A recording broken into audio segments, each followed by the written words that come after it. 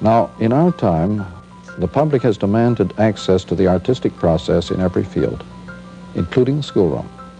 The learning process is now something in which children expect to participate, not just as consumers, but as producers. And they get this from TV. This is because of the speed up in communications, is it? Yes, and because TV is in a par excellence way a medium of processes. It reveals processes as never before, not just products, so that you only have to watch the more effective forms of advertising to see that the ad is never presented as a product, but always as a process of participation. This is where Sesame Street has shone, made by Madison Avenue experts. It shows the entire learning process in action and in the best advertising style.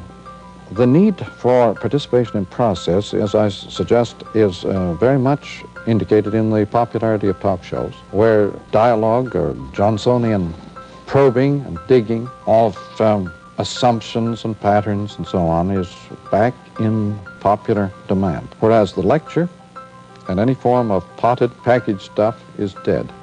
It's dead on television. And dead anywhere. It isn't acceptable in the classroom anymore. But it is certainly acceptable to take a small point outside the classroom. The lecture circuit in the United States, for example, is enormous, isn't it? You could lecture 6 times a day, I imagine, if you wanted to. I'm not sure. You may be quite right that there is an enormous popularity of lectures at the moment. I think this may have something to do with people, though, going into circuit who are well known in some other medium. Now, here again is where the medium is the message. In any case of a medium, the so-called content is always another medium. In movies, the content is not a movie. It's a book, a play, a vaudeville act. It is some sort of turn from another medium. In vaudeville, the content is always from some other area of the community. No medium ever uses itself as content, except the electric light. A light is an example in which the content and the medium are the same thing. There's only one. There are not two. But just to come back, though, notice that in TV you have movies, and movies have, since TV, become art forms.